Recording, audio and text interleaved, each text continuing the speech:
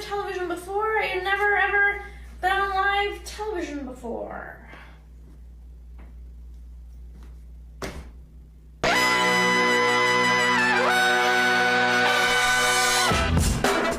Good morning, sweet world, and welcome to the No Dunks podcast on the Athletic Network.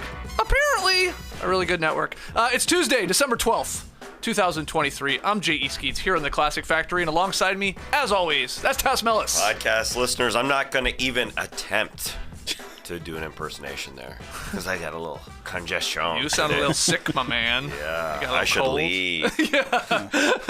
And over yonder, the man making the magic happen, super producer JD. Hello. There he is, and here we are. No Trey Kirby today.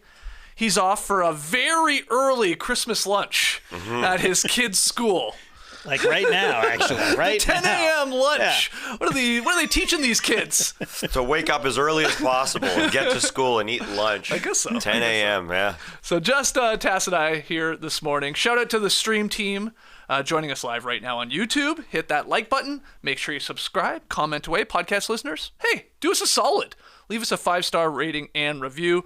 We got lots to talk about here today. We got Sham's Inside Pass yesterday, talking about the Raptors potential trades, Zach LaVine potential trades, Morant returning soon. So we'll get into all of that when we play a little true or false. But 13 games on last night. I was bouncing around the association, focusing in on a few, watching some highlights this morning. So I thought we could do what's becoming a staple here on No Dunks, drafting last night's best games or the ones with the most interesting storylines, whatever you want, really. And Tess, you get the number one pick here. I say we do 3 rounds, so we'll get to almost half of the games. What do you have with the number one slot? Well, it's all about the Zion Williamson for me, just like it was in Las Vegas when people just kept talking about how large Zion Williamson is, that he's overweight and just can't play to his abilities. Well, watching him against the Minnesota Timberwolves, who have a large team themselves, they got a big front line. We saw what Zion can be. He was super aggressive. Whenever he had a little space on the floor, just dancing to the rim. He was able to do that. Very efficient, 13 for 17. Wow. 36 points for him and a plus 26 overall. This was a little like the Lakers versus the Pacers in that final, where the Lakers just went into the paint and got business done, even though the Pacers had more threes. Just like this happened to the Pelicans, where the Timberwolves were able to hit threes. Didn't matter because Zion was super duper aggressive. I just loved watching him dance. The spins around Karl Anthony Towns or Naz Reid or Jaden McDaniels. Great to see him back. He went through him. It was just a little ridiculous how the media went after Zion. Of course, he had a bad game. And maybe they treated Las Vegas the way a lot of people do. Go have some fun. Possibly. We don't know. We do not know. But to hear media say this guy is just overweight, I had to read this quote. This quote was amazing. Did you hear the Stephen A. Smith? Oh, yeah. Go ahead. Yeah, basically saying, quote, "You got chefs in New Orleans. The word out on Zion Williamson is that he'll eat the table." Wow. It's literally what that he's so hungry. Basically making fun of Zion that he's too large. Well, he is large, and that's why he can get 36 points against the Wolves, who unfortunately Rudy Gobert got into foul trouble. But Rudy and Cat and Naz Reid and a fantastic defender in Jaden McDaniels couldn't stop the guy. No. Couldn't stop his hunger level. He ate last night against them, man. He did. Like put your body into him, put your foot in front of him, and then spin off of him. He showed his quickness and how great he was, and he got support from others, but he can be a great player. We go back 12 months ago, we were sitting here talking about New Orleans being first in the Western Conference. That's what they were 12 months to this day. It's just a matter of being able to be healthy through the rest of the season, but they have the pieces. Yeah, we had Stephen A. Smith making fun, basically calling him fat, and then there was Chuck and Charles. Chuck and Shaq is what I meant to say. Oh man, I got sold on Chuck and no. Charles. Shaq and Chuck, I guess, is another way to say. Saying similar things, at least from their perspective, though. Those guys sort of lived the Zion life at times in their NBA careers, especially Barkley. Even Shaq coming into many seasons out of shape and playing his way into shape. So it's a little different coming from them than it is probably from Stephen A. Smith. But yeah, he looked awesome last night. We always talk about Siakam and all his spin moves. Zion's right there on a spin per basis. Yeah. Spins a lot, but it seems damn near unstoppable when he gets going there. And yeah, he had a one where he spun on Cat. Rudy came for the help, and he like went up and sort of under him. And you forget the touch that this giant dude does have. He does. He's not really, honestly, like putting a guy in the basket and power dunking. It's finesse and that left-hand kiss around a lot of the defenders. So huge game. I mean, it was nice. It was nice that he had a big bounce-back performance here after all the criticism, after the poor game, and against the best defensive team in the league. I mean, you compared it to Lakers-Pacers, how the Lakers went inside. That's the Pacers' interior defense. This is what the best defensive team in the league. And for Zion and the Pelicans to do that, I thought was a big, big win. Yeah, and it's interesting what Willie Green does as a head coach of the Pelicans. He doesn't really run things for Zion out of the gate, out of the block.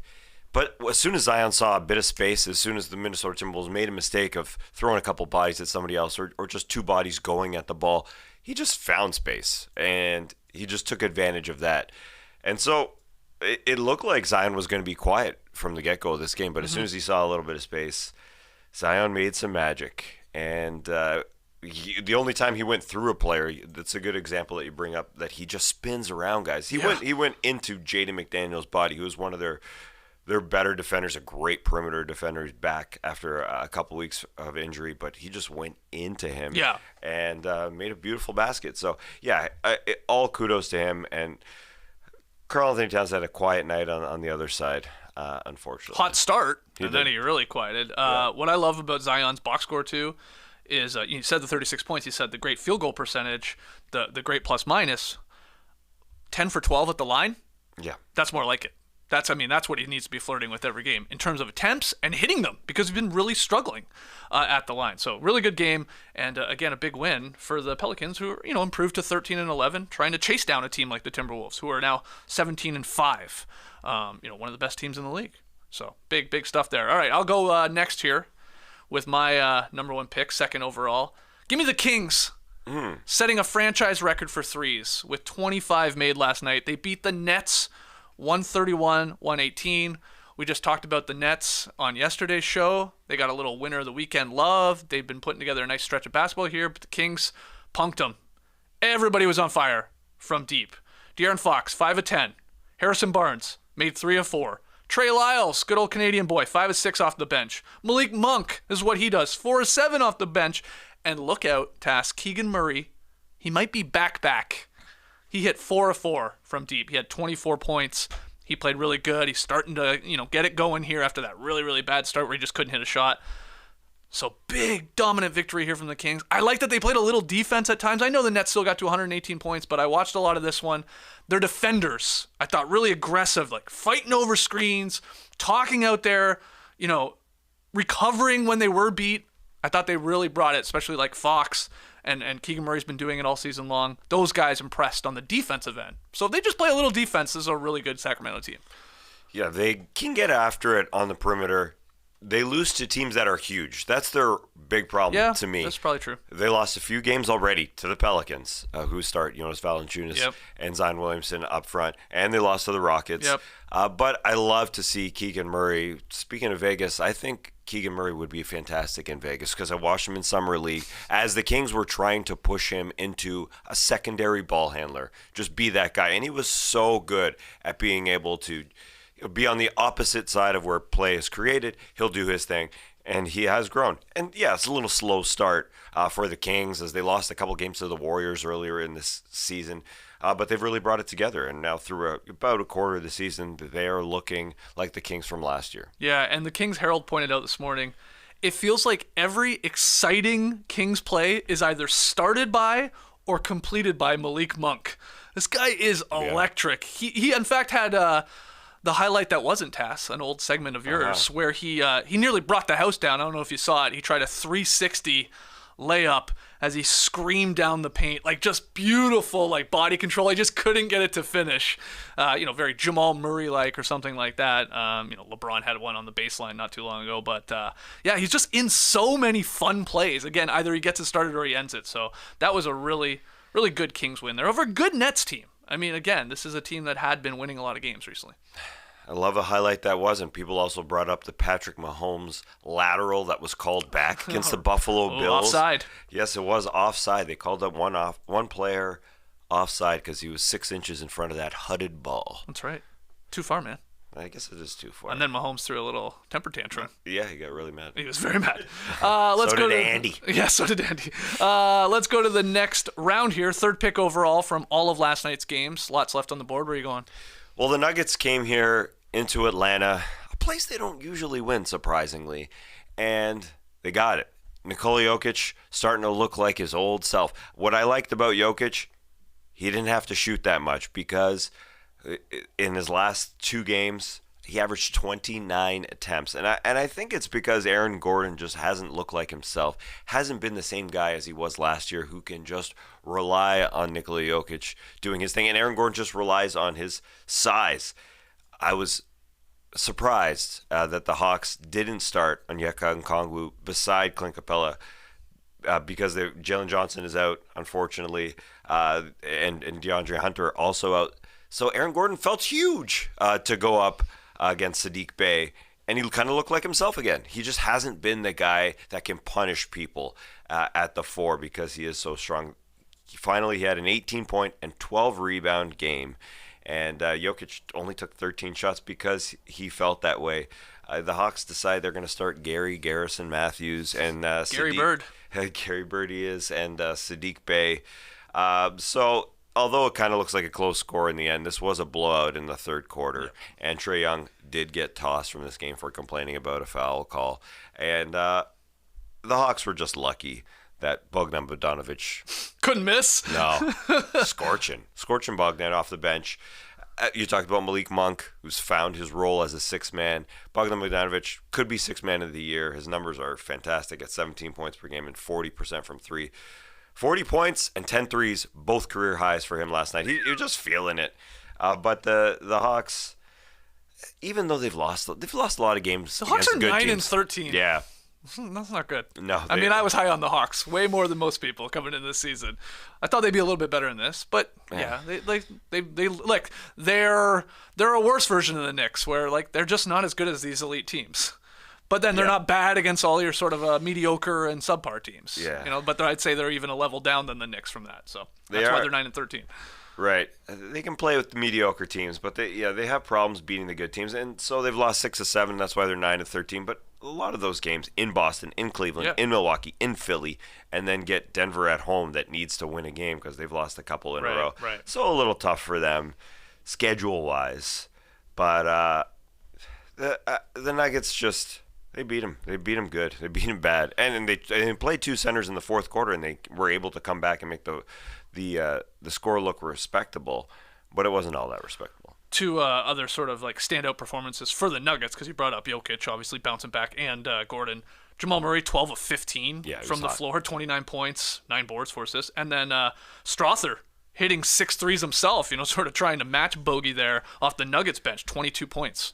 Yeah, for him. He's looked really good at times this season. Yes. He never looks bad, but always the bench doesn't always perform with the Nuggets.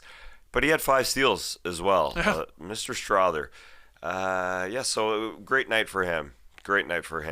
Because he just needed a little motivation, and he looked good. Did you see who was down at the Fortress last night, too? No, I didn't. Mr. Lee Ellis himself. So I'm talking to Jokic. I didn't. In the after the game in the locker room, I think he was trying to get Jokic's thoughts on, hey, preseason game in Belgrade. Jokic lit up. He's like, yeah, let's do that. Really? Yeah, he wants a game over there. I mean, it's probably unlikely, but you never know. Like the NBA is going to break. Yeah, the NBA. He's trying to push the international game. Look at the atmospheres over there. Why wouldn't they have preseason games over there? It's quite far. Yeah. I mean, I thought Lee maybe wanted to play against the horse. Maybe. 1-on-1 versus the horse. Lee Ellis. Oh, playing horse.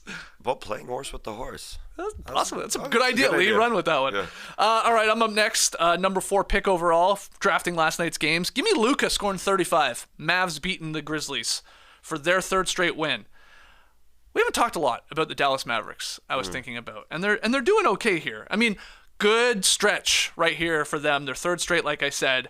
they're playing crap teams, but they're taking care of business. This is the cushy part of their schedule. They beat the Jazz by 50 last week, and then they went into Portland and won, and then they obviously went into Memphis and won last night. But I liked how they did it. Luka did his thing. That dude's going to get 35 points in his damn sleep. It doesn't matter. But the others, to again use a Shaq reference, they stepped up. Rookie Derek Lively II, 16 points, 16 boards. This guy has got that gravitational pull, man. He's going to scream to the front of that rim, and they're going to try and find him. And you got to be worried about it because he can finish. In December, the rookie's averaging 12 and 10 and almost 3 blocks per game. Nice stretch here. He's also shooting 75% from the floor for the season because all he does is dunk. I mean, he knows his role.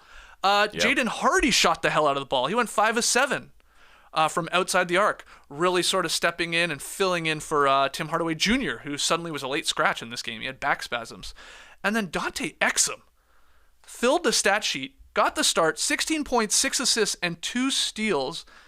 He has been really impressive in forcing a little pace for this Mavericks team, defensively locking in as the more he gets these minutes here, regular rotation minutes. So good stuff from everybody helping out Luka, because it's good news, bad news right now for the Mavericks. You know, good news, obviously they keep winning. They're 14-8. They're third in the Western Conference. But the bad news is these injuries are continuing to pile up. So we knew Kyrie Irving was out with that right heel contusion that he suffered in Friday's win.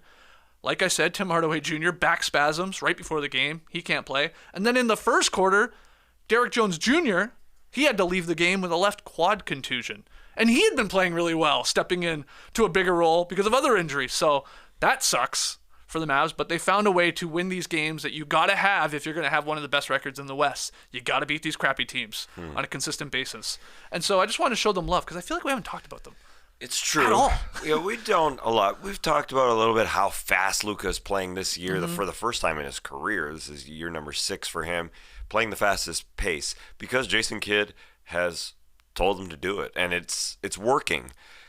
I think the problem is defensively, even though Derek Lively is a fantastic rookie and he's so fun to watch, this team ain't that great defensively. So a team like the Grizzlies, who is just waiting for John Morant to come back, in a mere 3 games he'll be back, because they have 2 really good players offensively in Jaren Jackson Jr., who put up 41 points against the Dallas Mavericks, and Desmond Bane, who's had a 49-point game recently, had 28 in this one. As soon as John Morant comes back, this team's going to look a heck of a lot better. We'll get to that a little bit later in the show. But I think the Mavs look kind of like the Hawks in that they're going to be good against the mediocre teams in the Western Conference, but are they going to be elite enough? The West is tough. It's very tough, and I just don't see them unless they can find a vet. I don't think the Grant Williams that you talked about plus Derek Lively, I just don't think it's enough.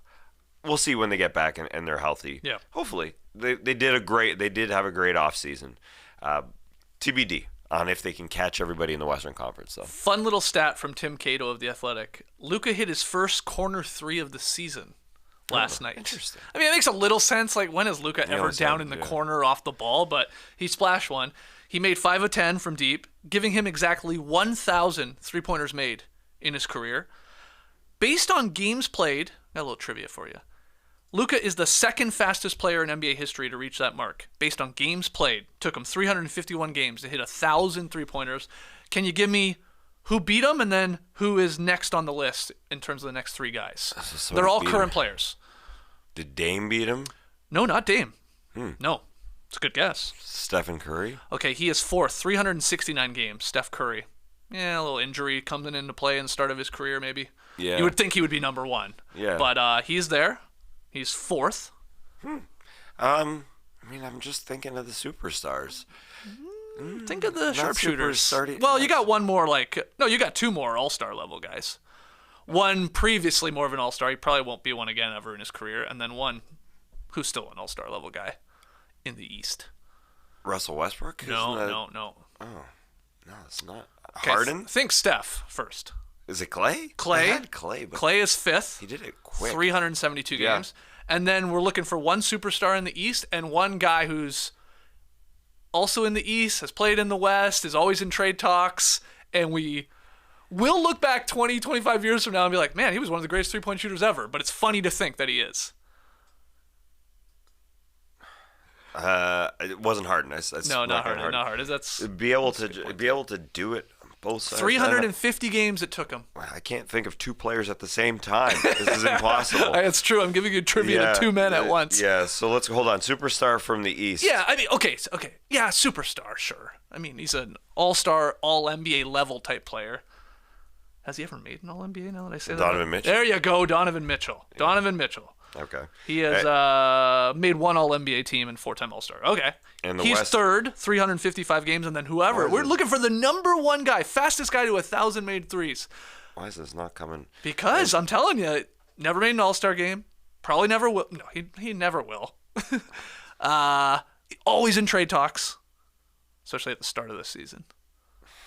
He's got a bunch of nicknames. You've met him before. He was on our set when we were in Vegas. He threw a cake, I believe. Buddy Hield. Buddy Hield. Ding, ding, ding, ding, ding. I just needed the cake trivia. Yeah. Wow, I would never have gotten that. I know, right? Yeah. But he is like one of the greatest three-point shooters in terms of just like pure numbers that he's going to have at the end of it all. 350 games for Buddy to get to 1,000. So there you go. Let's do one more. Yeah, he's old. He's old. He's seen better. It wasn't that LeBron the other day in Vegas saying that he was old. What did he say to Buddy Hield? Because we always had those mic'd up. Oh, yeah. And LeBron was doing a great job. I think they're going to put it on a montage when he buys a team in Vegas. So they're going to use that game in Vegas. That was good video work. And he said something to Buddy Hield talking a little trash. Like age-wise. Age-wise. Saying, like, Buddy, you're old. I guess when they're running up and down the floor or something like that, like because LeBron was running up and down the floor. Saying something like, Buddy, you're old. You can't handle It wasn't this. a joke about Buddy gaining a year there at some point? Yeah. Maybe it was. I think it was. Okay, Anyway. Let's do one more round here. Yeah. Who do you have? What game do you have, I should say, with your number 5 pick overall? Well, this one's a strange one because the Bucks ended up beating the Bulls in overtime. It started the game with Giannis being the passer. He was just passing everything, wasn't shooting a lot. He was pretty good from the free throw line. But it ended up being fun because the Bulls team was scrappy. They had won 4 in a row coming in without Zach LaVine. We'll get to that. But the Bulls' fight was fantastic. They ended up shooting 114 shots in one game. How does that happen? They had 18 offensive rebounds. Andre Drummond came off the bench and was fantastic. But they got down double digits. They just kept scrapping. They kept scrapping. They didn't turn it over. Only 6 turnovers in this game. And they saw the Bucks missing some free throws. Damian Lillard missing some key free throws. He missed one with 12 seconds left, and DeMar DeRozan said, all right, that's perfect because I can tie the game. And he did. Classic DeRozan. That was a tough shot. Tough shot, yeah. Baseline sort of one-hand floater. Yeah. Challenged, yeah. Yeah, as he faded towards the baseline, a Durant move, but he kind of just had like one hand on the ball and shot it over Chris Middleton to tie it, but the Bucks went on a run in overtime and took care of business. But, yeah, the question always is the Bucks backcourt, good defensively. That's the problem with Malik Beasley and Damian Lillard being back there. DeRozan had a game, 41 and 11 assists, and Kobe White doesn't stop that guy. As a starter, 33 points and 6 threes. He's doing well, but Dame had an odd off game, 3 for 17, 2 of 9 from 3. That looked weird. But and especially the one he took at the end of regulation. Did you see that? That was weird.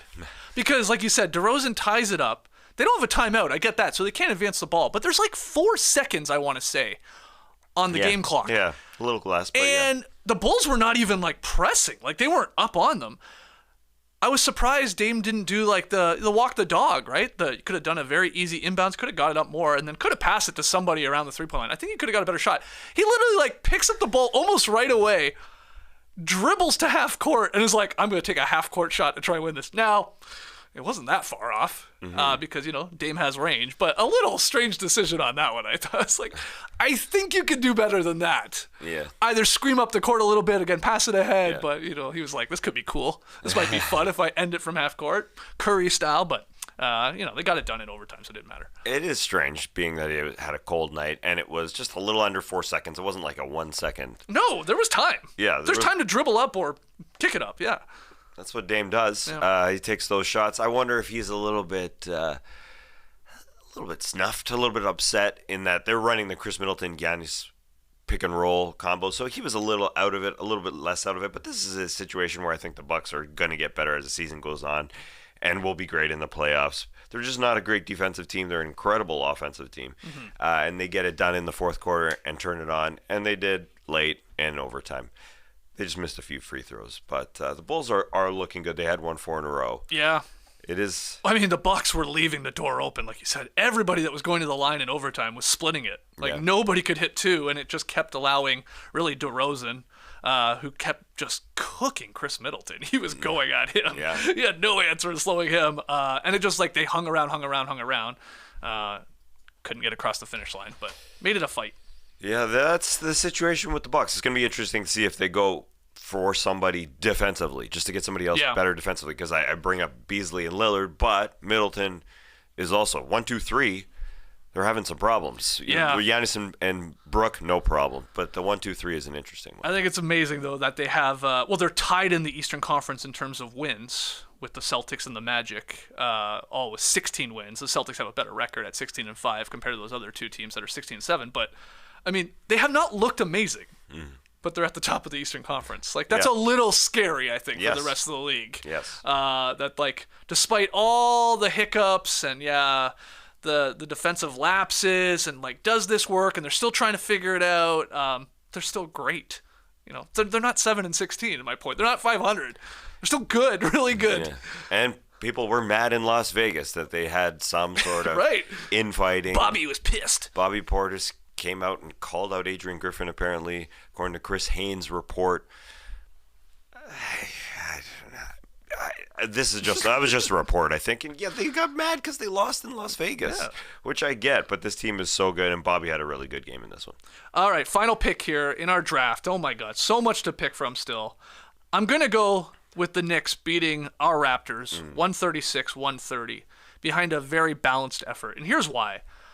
On the day the Knicks found out that they are going to be without Mitchell Robinson for at least 2 months due to the stress fracture in his left ankle, he's getting surgery, they survived the Raptors thanks to offense. They did it with offense. Not a lot of D being played in this one, but Randall, Barrett, and Brunson combining for 82 points. Those are your 3 stars. They all contributed, but the Knicks broke the game open in the fourth quarter thanks to Quentin Grimes and Josh Hart. Grimes and Hart. Sounds like a weird TNT show that should be airing right before the TNT doubleheader on Thursday nights. I always catch the final 5 minutes of Grimes and Hart. See how they figure it out. But yeah, like there was like again, not a lot of defense being played, but they played a little stretch there midway through the fourth quarter. The Knicks did. They got 3 consecutive stops, and it resulted in, a Barrett layup, a Grimes 3, and then another Hart layup in transition after a Barrett steal. And that sort of was enough, gave them separation, and then it was just a lot of scoring from there on out. But that's, you just had to play defense for like 2 minutes in this game, and you could get the victory. But they got it done without Mitchell Robinson, which is a huge blow, obviously, to the Knicks. It is. It's like every year. Mitchell gets hurt at some point. I know. It is unfortunate. He's so good. He's so funny. You got to read his quotes on The Athletic. Fred Katz gets some good quotes, and it's not just the "ride in the D train" quote that he took. There's lots of good quotes from him. What I found odd is that the Raps didn't stop anybody. They weren't able to stop the perimeter players. The Raps have shown great work in stopping superstars. OG Anunoby, stopping Devin Booker. Anybody on a perimeter player, the Raps got Anunoby, Siakam, Barnes. It was surprising to see a guy like RJ Barrett have a game like that. Yep. That well against Toronto. That was a little surprising. They shot 60% from the floor, 58% from 3. That was surprising that they were able to do that. We'll get to the trade talk for the Raptors. Is this trade talk time? But it was weird to see the Raps not be able to do that. Yeah, they couldn't get stops. And nice little redemption tour here from Grimes. Yeah. Remember, he was in the doghouse. We were just recently talking about it. And he was a game-high plus 10 in the plus-minus column. Nearly 27 minutes. He hit 5 threes, including some like timely ones in the fourth quarter. So, your guy Grimes here getting a chance again here. Off the bench. He's coming through off the bench, exactly. Yeah, they put in Dante DiVincenzo, who often has a bigger role than Quentin Grimes at creating, into the starting lineup. And Quentin, I guess because you're on the bench, that can work for some players You get to touch the ball more. You get to shoot more. Yeah. Because he wasn't shooting a lot. And that was his complaint, remember? He's like, Yeah. I just stand over here and I barely see the ball, and then I'm subbed out. Mm-hmm. So, yeah, he's getting an opportunity again. What do you think about the Mitchell Robinson injury here, ankle surgery? I mean, Tibbs started Sims in the starting lineup, but then it was like a lot of Hartenstein. He wanted to keep him, obviously, in that reserve role. Yeah. But we talked a lot about how important Mitchell Robinson is. I mean, that's maybe one of those things for the sickos only, but, you know, like he's the best offensive rebounder in the league. He's obviously important to their defense when they do play it. Do you think they can survive here, or is this going to be one of these instances again, which we've seen before in the past, where, like, he goes out and it's like, ooh, then it's a different team. I like the move of starting Jericho Sims, who doesn't usually play, as a starter, so you can stick with the same bench. And the hopes are that you can also stick with the same perimeter methods of defense, because they lock in. They're pretty good defensively. To use Mitchell Robinson, though, behind him, that's why they are good defensively, because they know they got Mitch back there. To just get into your squat and don't hack and use your hands everywhere. So I do think it is a problem, but this is Tibbs, and I think the players have bought in. So I think they will succeed. I think they will do well. They have had a really, really, really good defensive team this season. So I do like the rotations in that they're basically the same. You know, throw in Jericho Sims into the starting lineup instead. I like that. I think that's smart. And they're doing it for Tibbs. Why not? The Knicks were making their only home appearance in the first 9 December games, which is wild. They play their next 5 on the road here, so bad timing with the Mitchell Robinson injury. They start Wednesday in Utah, and they're not back to Madison Square Garden, where Jerome was, by the way, last night. Our guy Jerome taking in a Knicks Raptors game. They're not back till December 23rd against the Bucks, and then they play the Bucks again on Christmas. So weird stretch here where they're on the road a lot. Final stat about the Knicks. They're 10-0 against losing teams now after beating the Raps. Their record against winning teams, 3-9.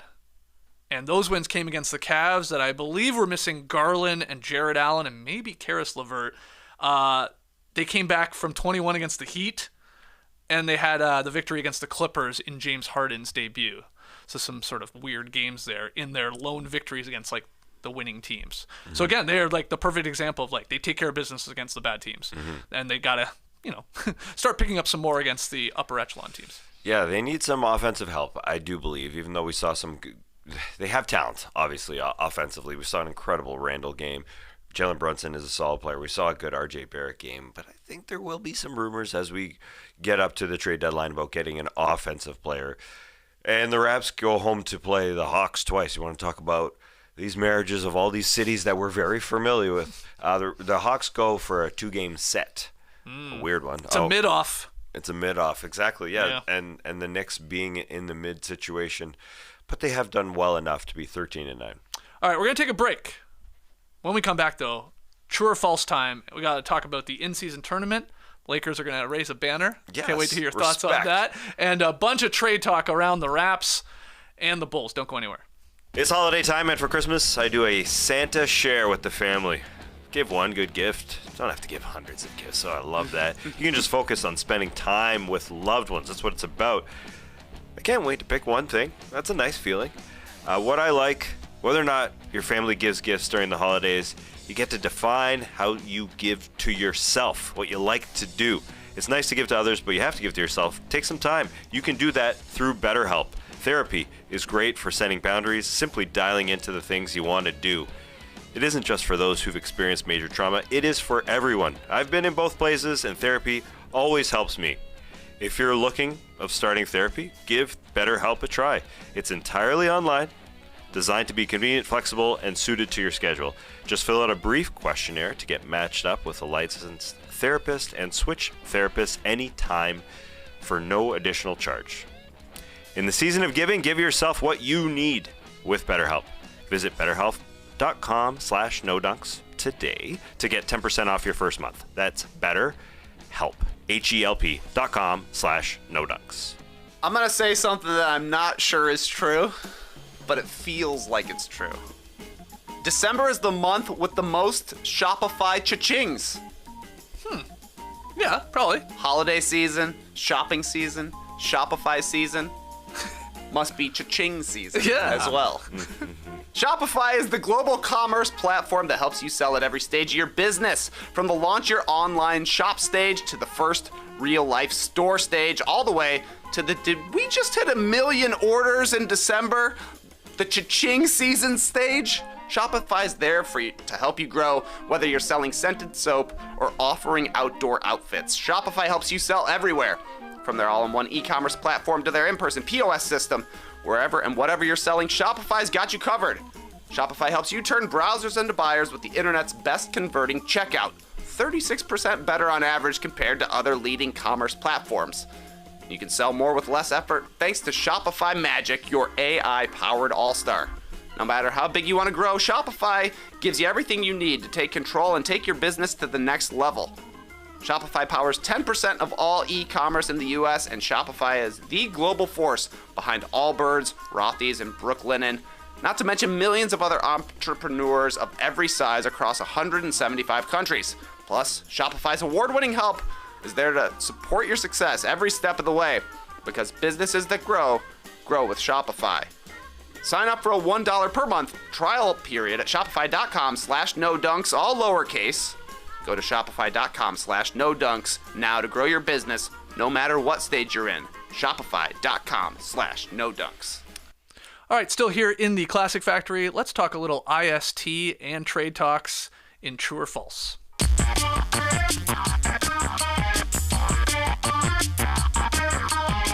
Yeah, some true or false questions for everybody joining us live, for all the podcast listeners, and of course for Tas here. First one, the NBA announced yesterday the first ever all-tournament team for the 2023 IST. Players were chosen for the squad without regard to position. Okay, the all-tourney team selected by a media panel and based on player performance in both group play and the knockout rounds. And you see the team here on your screen in alphabetical order. It's Giannis. It's neutral court AD. It's KD, Kevin Durant. It's Tyrese Halliburton, of course, and the MVP of the whole damn thing, LeBron James. So true or false? The NBA's IST all-tournament team, that's perfect. It's false. It wasn't perfect. It wasn't perfect. No, I think when we look back in history, the first in-season tournament, all-tournament team, it will be true. That is fantastic. You got 4 Hall of Famers guaranteed in there, and AD, LeBron, Giannis, and Kevin Durant. Maybe Halliburton will get there too one day. Who knows? Maybe. At the same time, instead of Durant, the other 4 are really good. The other 4 are obviously good. But Durant is the one that was a little odd to me. He didn't even get to Vegas. He lost in the quarterfinals. I kind of want to take somebody that got to the semifinals, and obviously he lost to LeBron and the Lakers. That being said, the guys that got to the semifinals or the finals that were there that I would take over him could be Brandon Ingram, could be Damian Lillard, but I think I'd take Miles Turner because he had that ridiculously good dunk on Giannis, and all of our fans, when we said, "Oh, that's the dunk of his career," brought up some other great ones. He's got some other ones. So that's why I'm kind of in his. He just had a really crappy finals. He did. If he had like just a 20-10-ish game, I think in the finals, I think he may have made the list. But He shouldn't have gone shirtless in his press conference after the semifinal. Should have saved it for the final, and that's what. But he brought up the fans got to bring up some great dunks. I will say, the voters were clear in that they didn't care about the fan votes. Sorry, I would say the NBA made it clear that they didn't care about the fan votes because the votes went to all the media people, and all the media people selected Giannis, Anthony Davis, Tyrese, and LeBron. 20 of 20. Unanimous. 20. Right. It was, And just to clarify, you're saying there was no fan vote with this one. No. No. And that's why I'm saying that. We couldn't even figure out how it worked. That's right. No, we could not figure out how the MVP tournament vote mattered from fan side. But they just eliminated it for this tournament vote where Durant was 5th, but he was far behind everybody else and just was able to beat Ingram and Jokic and Turner and others. That's the weird thing. KD received 7 votes out of the 20. Ingram got 4 out of the 20. And Jokic picked up 3. So 2 of those guys, like you said, they didn't even make it to Vegas. So that would be your only real complaint. Now, KD was a monster in his games, in the group play games. But Ingram was really good for a lot of them as well and at least got there. So, yeah, maybe you just wanted to see that all-tournament team consisting of at least the teams that made the quarterfinals. Or, I mean, even get to Vegas, I should say. Yeah. Because I guess KD was in the quarterfinals. He was, yeah. Okay, next one here, sticking with IST. This one, so good. The Lakers announced yesterday that they will unveil a unique in-season tournament banner to honor the 2023 IST Championship. It will be a single forever banner hung on December 18th, where future IST titles could be added, right?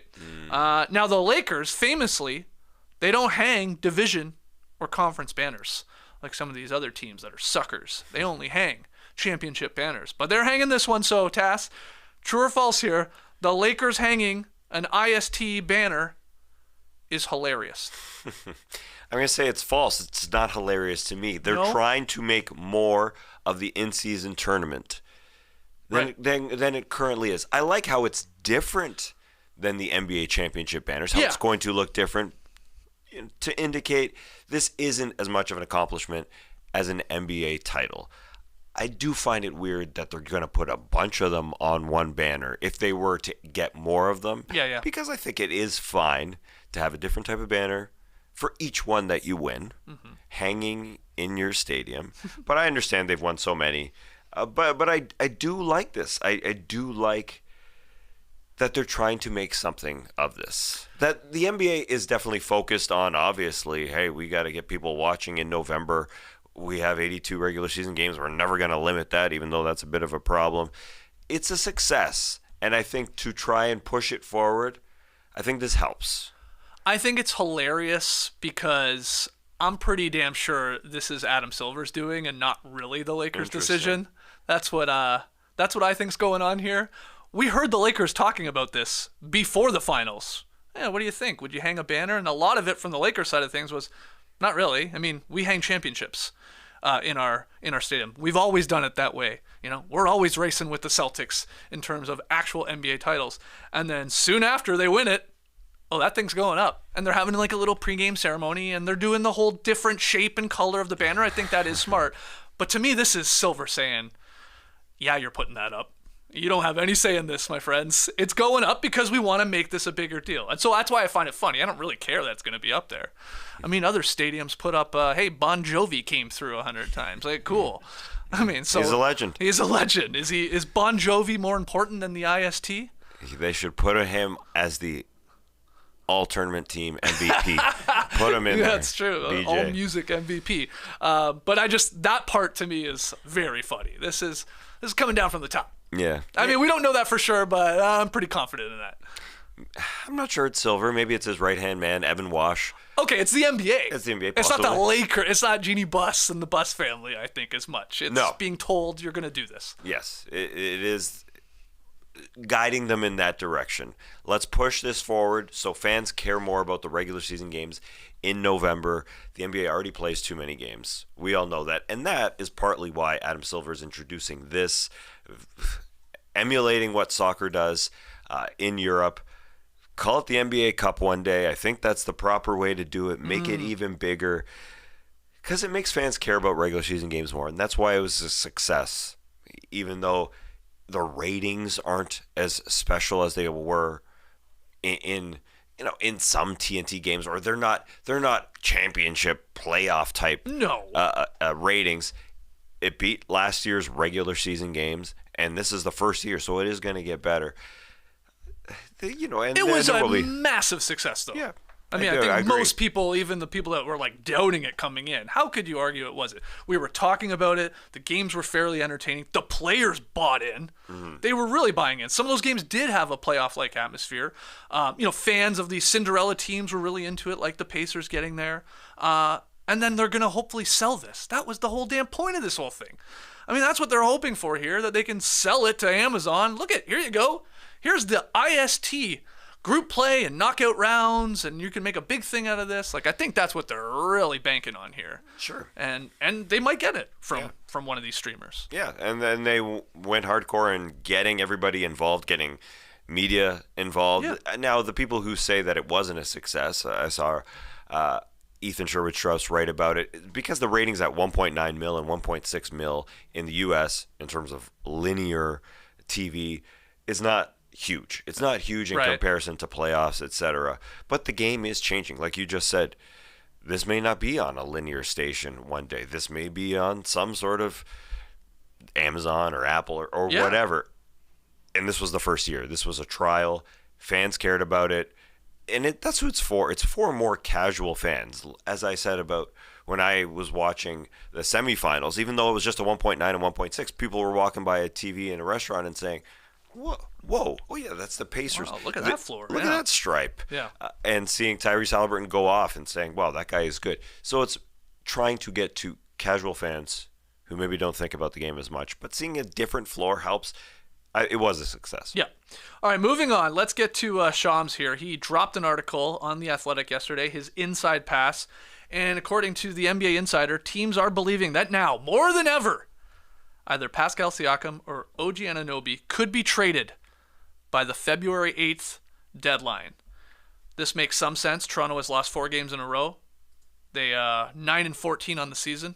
Wow. And both players, I mean, really talented players, they could improve nearly any team in the league, right? You slot either of those guys in. Yeah. I mean, I think it takes a good team to a great team or a great team to possibly a championship team. So the question here is, Tas, true or false? Because of where the Raptors are right now, they have no choice but to trade either Siakam or Anunoby. True or false? Oh, being a Raptors backer, this is hard, but I think this is true. They're 9-14. They're sub 500. If they want to be a 500 team, keep it together. But at some point, I think they want to pull the trigger on somebody like Siakam or Anunoby, because hopefully maybe it gets you a draft pick that will get you that guy that can lead you to the playoffs, to deeper playoffs. Somebody that isn't Siakam, Anunoby, or Scotty Barnes. Somebody who has the ability to be a number one scorer, because obviously Pascal Siakam was a complimentary player on a championship team. He can do that. Maybe Scotty can do that.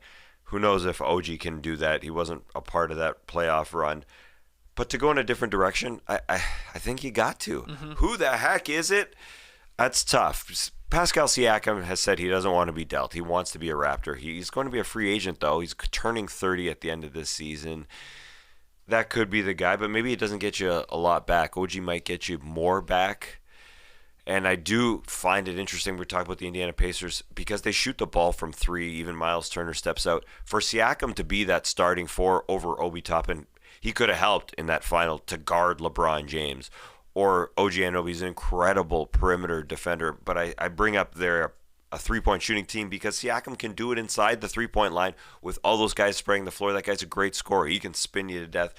OG Anunoby will get the most out of him there as well, but also a great three-point shooter. So the Pacers are going to be calling, I think, and asking. And the Raptors are going to finally do it. I mean, they have 3 guys in Barnes, Anunoby, and Siakam who are...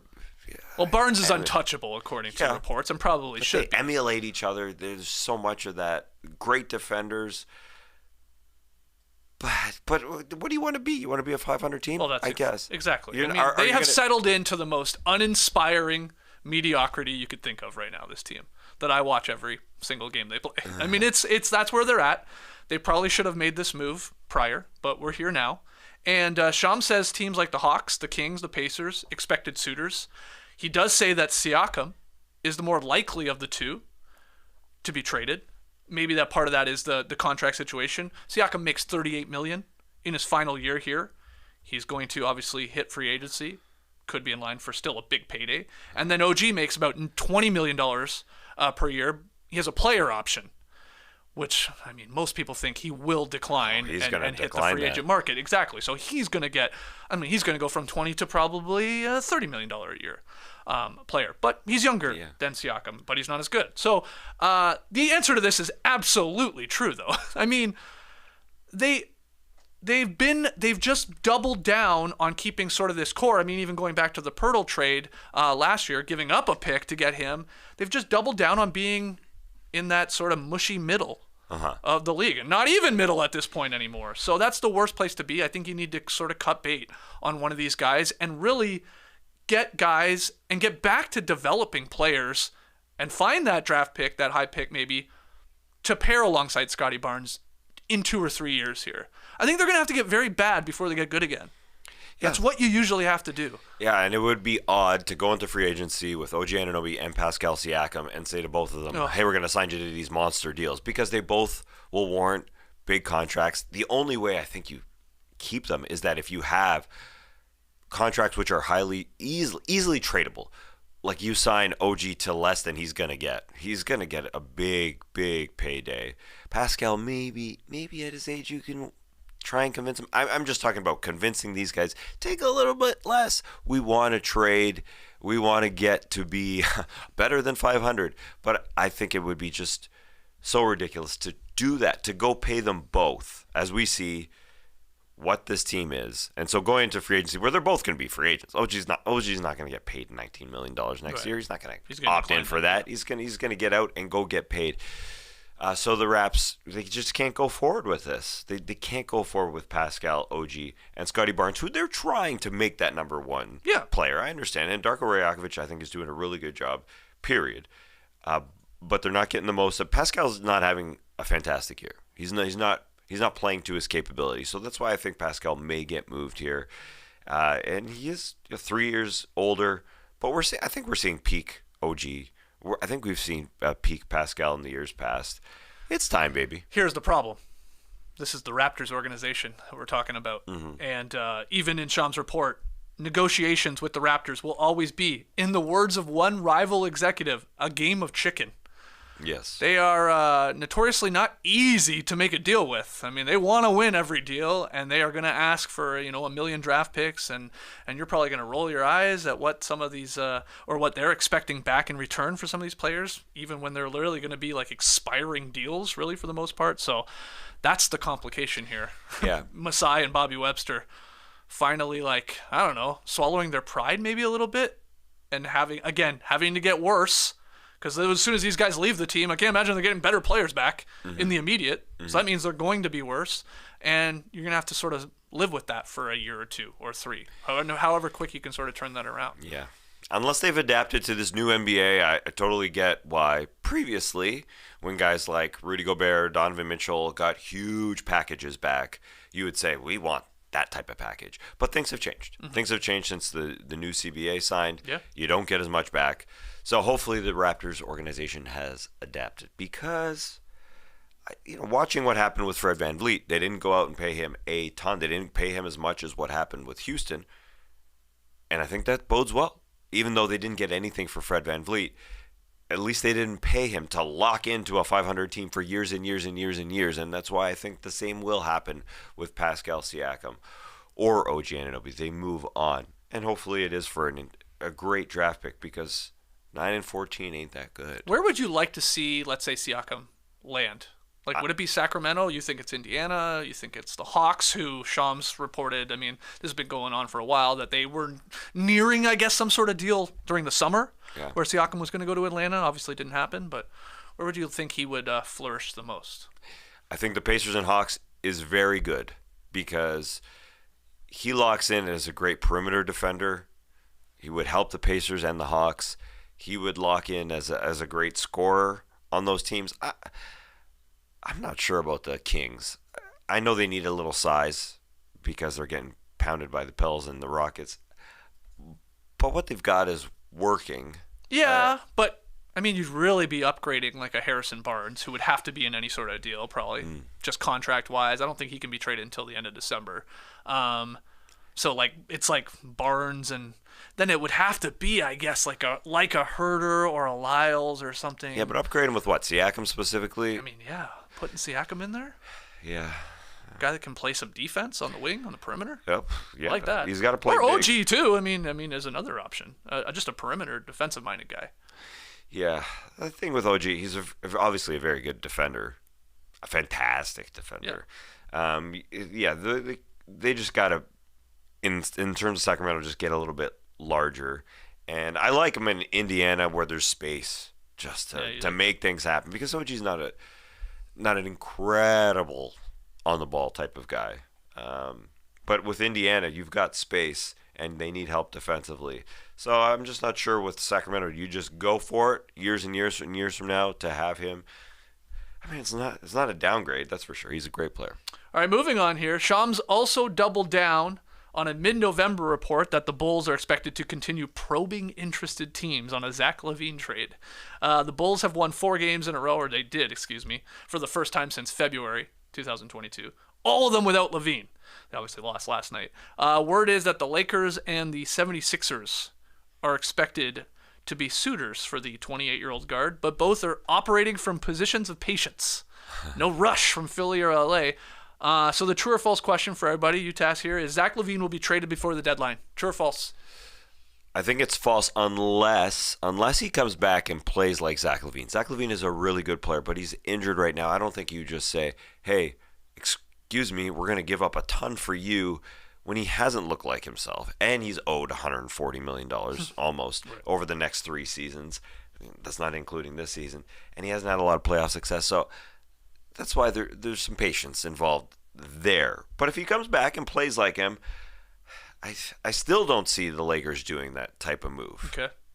We just saw what they did in the in-season tournament. We're going to play a bunch of defenders, plus LeBron, plus AD, and we'll figure it out. They have some size issues as well, but Zach just is going to eat those minutes and eat the possessions offensively. I don't see that really working. Same with Philly. You're going to eat Maxey. You're going to eat Embiid in terms of possessions offensively. I could see it more at a bottom of the standings type of team like the Pistons. Let's go for it in a different way. Let's throw out all the defenders that we have, Sar Thompson and others around Zach LaVine, and try and be a different type of team.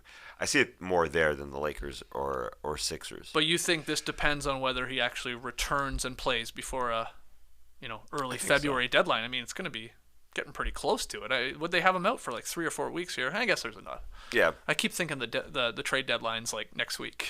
That's just when a bunch of guys can hypothetically be traded. But it's not till early February. Yeah, it starts to I think they should. I think the answer is true. I actually think the answer is true. I think he will be finally moved, and I do not think it'll be an amazing return package. Big part of that being his contract. Like, the team that's going to take him is going to be like, hey, we're doing you a favor here. You're proving you don't need him, Chicago. They're going to want something in return, young prospect, a pick, or 2. And I think it will happen. Because if Zach LaVine's your, 3rd, 4th best player on your team, sure, that's damn good. It's very, very good. So someone will talk themselves into it. Either a team that's panicking because where they are in the standings, or a team that just says this is too good to be true. This is a Zach LaVine type scorer here, or a guy that can score. Okay, we'll offer up a little bit. We're not giving you our best deal, and maybe the Bulls are like, all right, we're done with him, and let's get off that money and let's lean into what we have. So I think it happens, but maybe I just want it to happen for content. For content, yeah. I know the trade deadline is a couple months away, but we're a few days away from more players being tradable. Yes. Just a mere 3 days, and then the new flashing light comes up. We will have guys available for Zach LaVine, for DeMar DeRozan as well. And I do think Zach is not playing like himself because things have gone obviously very sour in Chicago. It's unfortunate Lonzo Ball is out. They started really well with all those guys playing together. So Zach's just going to come back and show that he's good, and somebody will take a chance. I don't think the Sixers do it. They have lots of space in free agency, and I just don't think it's good for Joel Embiid to say, we're going to go hard these next few years with LaVine and Tyrese Maxey. It might not work this season, and Embiid might want out. I think they give it a shot with Maxey and him this postseason. TBD. I'm not sure about the Lakers, but somebody's going to want DeRozan as well. Somebody's going to want to pay. The Lakers feel more likely to make a move. Of course, Caruso, but the Bulls are probably going to say no. Yeah. But I think DeRozan makes a little bit more sense to the Lakers team. Yeah, because they've got good perimeter players. Cam Reddish is playing out of his head. This is Cam Reddish, who is so athletic. If he is playing as a support player for LeBron James, like other champions have, like Jerry R. Smith has before, other guys in Cleveland, then you trade for him. I trade for a guy who can just be offensive, because Reddish is playing so good. Vanderbilt can be so good on the perimeter. Yeah, they have the pieces right now. It could be DeMar in Los Angeles. Kid from Compton. He'll love it. That's true. Final one here. Star guard Ja Morant ramping up as he prepares for his season debut. It's on track to return from that 25-game suspension. He's coming back probably on December 19th, right before Christmas against the Pelicans. Shams, multiple sources say they've observed Ja's training and that he looks good in his on-court play with his Grizzlies teammates. Memphis, 6-16. Good for second last in the Western Conference. So the true or false question, Ja Morant can bring the Grizzlies back into the playoff picture, play-in picture. True or false? It's true because he's so good. He is such a good basketball player. You don't think they're too far back? Yeah, I definitely hesitate because they're far back and because the West is so damn good. And a bunch of their guys are still out. Injured, obviously. Front court players and Steven Adams, Brandon Clark, Marcus Smart is out. Yeah. But looking back at this team, they just get so good with Ja Morant in the lineup. True. Since he was drafted, this team just gets better and better offensively. It is a pretty good defensive team now. A top 10 defensive team that needs Marcus Smart back. Morant just a few games away. It's an odd situation, but at the same time, I would think when Marcus Smart comes back, I think this entire team loves to play around Ja Morant. And he obviously went in the wrong direction. But at the same time, people love playing with this guy. People in Memphis love him, love this organization. So being that they're already a good defensive team, put Morant on the floor with Desmond Bane and Jaren Jackson, who have 40-point games, who can score already. Yeah, I think they'll be there. That being said, there's so many good Western Conference teams. It's maybe Adam Silver's got to look into just ranking every team together. No conferences.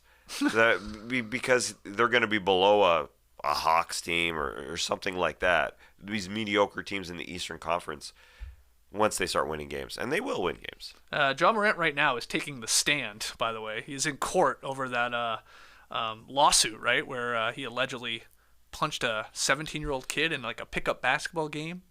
Have you been following this? You've been reading about what's been going on in this court case about using a ball as a weapon? Yeah, I've been watching the footage. Here in the South, we allow court cases to be televised. It's obviously in a different state than we are in, but the same thing happens in Georgia at times.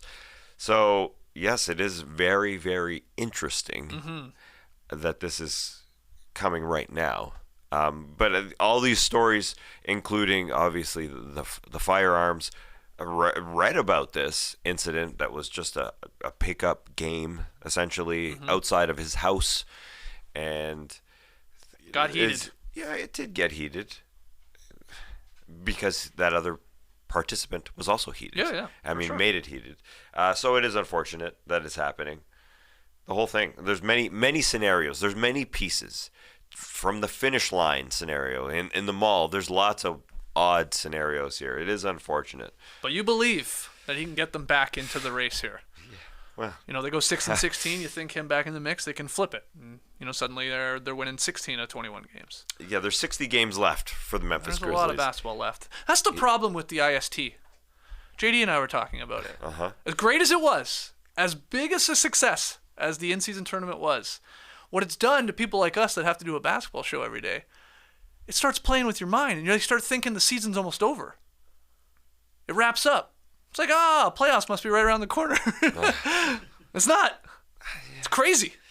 I don't know. My mind's a little messed up. I was involved in an accident, but I don't think of it. I don't think of the in-season tournament pushing us towards the playoffs. No, we still have a Christmas. But the stakes were high. We were amped. We're on playback every night. We're watching these games. It's like it feels like that's what we've been doing in the playoffs, which we try and do. It's building. And then it ends. When the playoffs end, we get to relax a little bit. It just messes with your biological when this clock. Ends, it's like keep going. Yeah, you feel like the adrenaline was so high, it felt like the playoffs, and now it's like, okay, summertime, going to summer league. Let's see you in Vegas. Yeah, but we always adrenaline during the regular season. Our adrenaline is always pumping. Like Christmas is coming. We know the adrenaline will be pumping. The All-Star game happens. We've been there so many times. It's pumping. We come back. Yeah, it feels like, it's like running down. a marathon, and then we get to these hills. Is that what you're saying? Sort of like this is just another hill in the marathon of the NBA season. To go along with your trade deadline, to go along with your All-Star break, go along with your playoffs. Yeah, okay. They call them tentpole events. You fall. I call them hills. Yeah, it's better. It is better. I said there were 60 games left because I don't know if Ja Morant's going to be on the floor for another 60 games because, he's not going to be there for 6 games. He'll be there for 57. He's unfortunately made a couple mistakes. I just hope that he rectifies them. He finds a way. Adam Silver is meeting with him.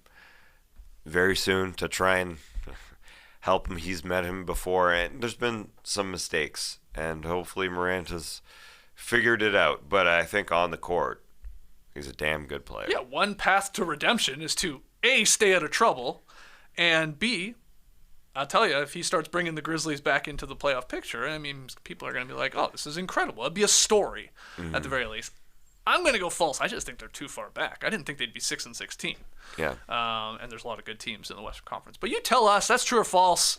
Having a blast talking IST and trade rumors because, there'll be lots of those coming up in the next coming weeks. We're going to take one more break. When we come back, Tas has Tweet of the Night. New sponsor alert, guys. Woo-hoo! Z-Biotics, my new friend. And it's my favorite kind of product, an elixir. Guys, over the years, my constitution has become, well, I guess you could call it delicate. I have a delicate constitution. I can't drink like I used to. Sometimes I'll have like just one beer, one glass of wine, and I'm completely useless the next day. Well, Z-Biotics has arrived to help with that. Z-Biotics pre-alcohol probiotic drink is the world's first genetically engineered probiotic. It was invented by PhD scientists to tackle rough mornings after drinking. Here's how it works. When you drink, alcohol gets converted into a toxic byproduct in the gut. It's called It's called acetaldehyde. I looked it up. I don't know how to say it. It's this byproduct, not dehydration, that's to blame for feeling crappy the next day. Z-Biotics pre-alcohol probiotic produces an enzyme to break this byproduct down. Just remember to take Z-Biotics pre-alcohol and make it your first drink of the night. Drink responsibly, and you'll feel your best tomorrow. And it arrived just in time for the No Dunks Christmas party, guys, where El Vino did flow, as well as Old Fashions and Negronis. But, I also squeezed in a little gin and tonic there at the end. It's a tud, as my mother likes to call it. Totally unnecessary drink. But I drank a Z-Biotic before all that, and I was playing pickleball at 8 a.m. the next morning. Yeah. So shout out to Z-Biotic. Go to zbiotics.com/nodunks to get 15% off your first order when you use No Dunks at checkout. Z-Biotics is backed by a 100% money-back guarantee, so if you're unsatisfied for any reason, they'll refund your money, no questions asked. Remember to head to zbiotics.com/nodunks and use the code NODUNKS at checkout for 15% off. Thank you, Z-Biotics, for sponsoring this episode and our good times. Yes, good times were had there on Friday night. A tud, I like that. I'm adding that to the lexicon. Okay, let's get to Tweet of the Night. Tweet of the Night. Wow. Tweet of the Night is about baseball. Because listen, Shohei Ohtani signed for $700 million. There it is with the Los Angeles Dodgers. $700 million over 10 years, but he will not be paid over the next 10 years. It's miraculous how they're going to pay him $2 million for each of the next 10 years. Okay. This is how they pay him. And then they're going to pay him $68 million for the following 10 years in each of the next 10 years. So they're paying him for 20 years, $2 million for each of the first 10, $68 for the second 10, just so they can pay other players in the first 10 to help him win World Series. How is this? How is it possible? Legal? Yeah, that's a great question. I guess it's in their collective bargaining agreement. $268. That's how it works. Yeah, but it's a 10-year contract. It's 10-year contract. He was only playing for 10 years. Right, okay. Yeah, it's a little like Bobby Bonilla of the New York Mets. I know Remember? Yes, Bobby Bonilla signed a contract with the New York Mets that said you're going to pay me $1 million for each of the next 25 years. That's amazing. Yeah, it is a rare situation. And he's still getting paid. Yes. Wow. That's what produced this great tweet from Robbie Calland. Our old friend Robbie Calland noted that Bobby Bonilla Day will end in 2035, and I appreciate that him and Shohei Ohtani Day will begin in 2034. We love a peaceful transition of power in the deferred money kingdom. Wow.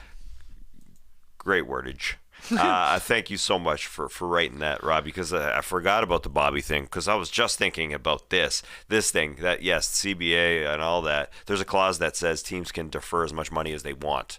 That's how it works. So maybe in the next CBA, things will change up. Because it's allowing the Dodgers to obviously help their team. I guess Ohtani is deciding to do that as well. I mean, it's absolutely. his decision, yeah. Check Shohei's message here. Quote, Dodger fans, thank you for welcoming me to your team. I can say 100% that you, the Dodger organization, and I share the same goal to bring World Series parades, plural, to the streets of Los Angeles. Wow. He didn't say plural. I said plural. But parades, bringing parades. He's got the plan. Now, in the collective bargaining agreement, it still costs them $46 million in terms of salary. It's not $2 million on their books each year. Yeah. No, they can't go around it like that. Still But it's discount, not 70. Yeah, so it helps us, so they can pay other people. And maybe it changes at some point. But the man is making $700 million over the next 20 years. But according to The Athletic, Shohei makes $50 million per year outside of baseball. Yeah, endorsements. Yeah, no problem. He's in okay. Japan Yeah. and Los Angeles will make money off of Shohei Ohtani. Hopefully he'll be playing in South Korea for the first game. I think they're playing the Padres in, I guess it is March, late March. So he will play. But $700 million destroys the next highest paid player, or the next highest salary, I should say, 426.5 for Mike Trout way back. So the next highest deal, I should say. Okay. So there we go. Shohei Money Mellis, I mean, you would, if you were talking to Ohtani about this is a horrible actual money-making decision for him. Why? Again, Why not that it really matters because he's doing okay. Well, because you should take more money and make more money with it. Yeah, now. Yes, I understand. Not defer it 10 years into the future. Yeah, but we don't know about. You're right about that. Although but he's got so much money in his bank right now. He's already getting that compound interest. No problem. Yeah, that's true. I don't know his. I don't have the books. I don't have the Shohei and books. what about the tax implications there Well, in you're California too? Yeah, you're right. Well, maybe that'll be lessened the second 10 because he'll get the checks in Japan, or who knows? I mean, I don't know. It's unlikely. He'll still be taxed. Yeah. But I do get what you're saying. But he feels, I'm sure, that he's going to make more money outside of baseball in Los Angeles. Yeah. And it sounds like he really wants to win. Ooh, he's tired of That's the thing. losing. That's why he signed there. Can't wait to see if he comes back as a pitcher in 2025, not this next year because he had surgery. But it is interesting. The guy wants to play. He'll probably start at DH, but will he play an outfield position one day or back to pitcher? TBD. But that's a lot of money. And good for him. Yeah, He's a good player, I heard. Just $2 million. I mean, he's getting paid like who? Like Max Christie of the Los Angeles Lakers? Not a lot. No. The next 10 years. It's wild when you put it like that. Yeah. I saw somebody in the comments to Robbie's tweet. They got to schedule a Mets versus Dodgers game on July 1st, 2034, and give both of the guys, Ohtani and Bobby Bonilla, a big-ass check. Like those publisher clearinghouse checks or whatever they were called. Yeah, dude, that's a good idea. Because he gets paid on July 1st, Bobby Bonilla. Yes, Bobby Bonilla. Canada Day.